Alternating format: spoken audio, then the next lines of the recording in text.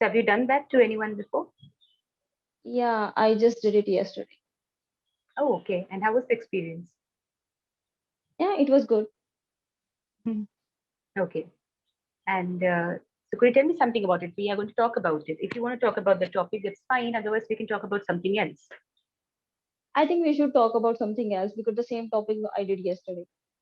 Oh, okay. So yeah, so I didn't know that. So you can suggest that to me. Well, what do you want to talk about? Any topic in your mind? Uh, you can recommend me. Well, so what is your take on mental health during pandemic? Have you done anything? How was your mental health during pandemic? Definitely, this time was not easy for everyone. Everybody was suffering from mental health because we were sitting home and we had nothing much to do. So everybody had this problem, but somewhere when we were needed to engage ourselves, whether we should have engaged ourselves with our family or some games and studies and reading. There are so many things where we can distract ourselves. Right. So, what I did, I just started improving my English because this was the area where I was lacking, and I thought that I must improve if I want a hike in my career. That I must improve my spoken English too. So I engaged myself in learning English, and I started reading. I started gardening. There are so many things that I started during this pandemic to avoid this messy time, to avoid getting sick, and to avoid the negative thoughts in my mind. So I just did these things. That's nice. You kept yourself productively engaged. Yeah. But then, to what extent do you think that family members or the social groups that we associate with can help us in maintaining our mental health, or is it that only it's up to us for us to maintain our good mental health? Is it up to the individual completely, or? Ma'am, I believe that it's up to individual completely because nowadays, except our close one, we cannot trust people because there are always people who always try to put you down. We Mhm. can't trust them. We can't show them our weaknesses. So definitely, it's up to us. We can decide where should we have to improve ourselves, where we have to make ourselves suffer. Right. So it's totally up to us. We should not let people take advantage of ourselves. Hmm. No, but then my question was that to what extent can they contribute to your mental health? Can they do anything which can help you feel better mentally? If they are our well wishers, then definitely they can. Like our mother, like except our mother, there cannot be anyone who can Mhm. think betterment for us. So I believe that. Your video is paused, I think. I think the Yeah. video got stuck in between. Yes, please continue. Mhm. So yeah, I was telling about our mother. Yeah, mother is the only person who can think about us. Parents, obviously, father is also there. So Mhm. except them, we can't trust anyone that much. Like yeah, there can be friends if they are very Mhm. close to you, but Mhm. I do not trust much Okay. anyone. Okay. Well, so to what extent do you think you like confiding in other people, sharing your ideas or thoughts? To what extent do you think it is okay? Because sometimes that can also backfire, and people can use it against you. Yeah, it should be in a limited manner. You should know what kind of people is sitting in front of who you are sharing your ideas. You How do should you know about know, it? like you might have experience. If you are living with the person for a long time, then No, no, definitely I'm we talking know about someone what who type is, of person say, are living around us.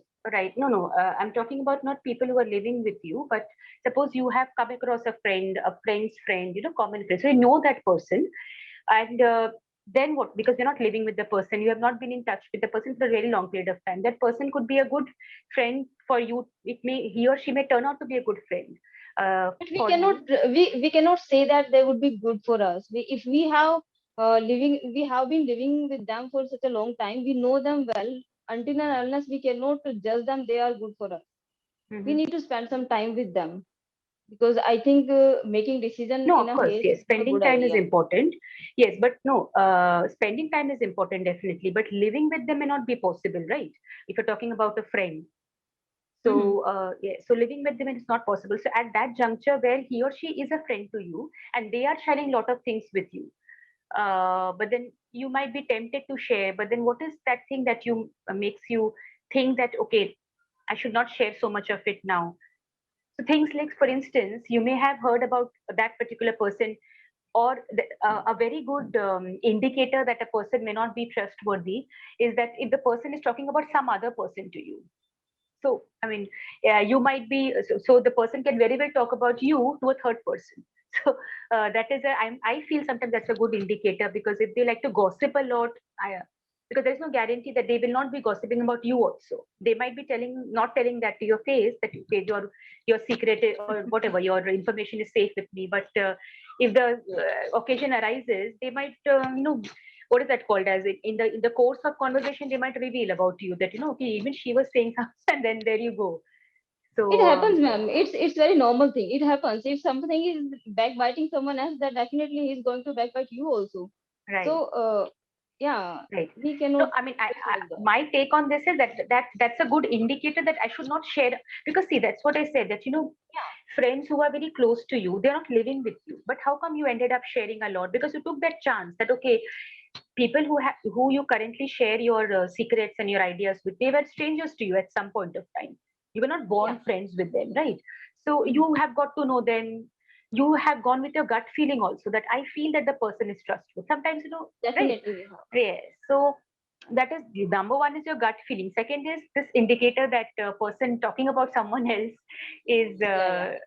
that's likely that he Yeah, will it's talk about a you. second indication, the most biggest, I think the biggest indication that you can get. If he is backbiting the others, then definitely he's People not don't gonna leave. leave you Right, also. right. That's what I wanted actually. Because see, if you're living with a person, most likely you know the person in and out. But what if you're not living with the person? Then what? And the person is sharing a lot with you upfront. So you might be tempted that, okay, should I share, not share? Then this thing you can take into account, that what is he sharing? He or she is sharing. Is Yeah, it about that someone or matters. about himself? Yeah, or herself. So yeah, it is, because people come up to me, they say that if you want to maintain your mental health, uh, one of the factors is share more, open up. Mhm. I think So sharing with the others, in place of sharing with others, it's better to write on a page and just share it and throw it in dustbin. That would be the better mhm, idea if you wanna, just to share your emotions. right, yeah, because I that do the that same. will, If sometimes if I get over of emotions, like overflood of emotions, then I just mm, write them down on a or on a paper, and I just throw them in dustbin. okay, yes, that is, I think, a safer option also, because Yeah, if you are a little worried about whom to talk to, then this is best. I mean, as they say, books are man's best friend. So even writing in a book will be useful to you. Well, yeah. what about okay? So who are there in your family? Do you have a big family, or is it a nuclear family? Ma'am, I have a joint family. Okay. So, how do you like living in joint family? Is it what is your experience of living in a joint family? It is not very common in cities these days.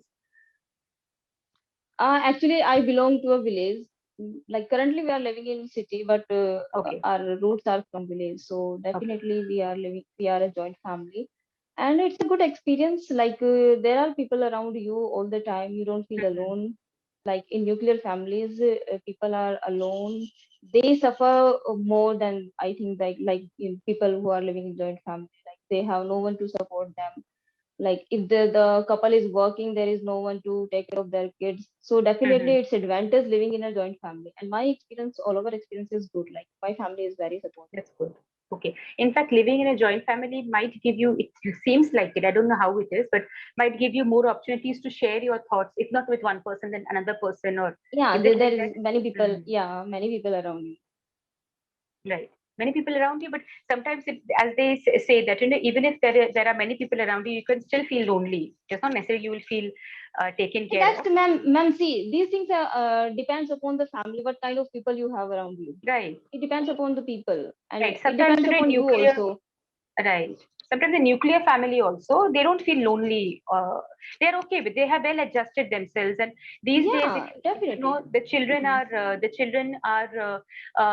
We see couples. They are not staying away very far away. Though they are staying separately, they are staying not very far away from their in-laws. So they have the schedule that where they keep their children there for some time. So children also are not left.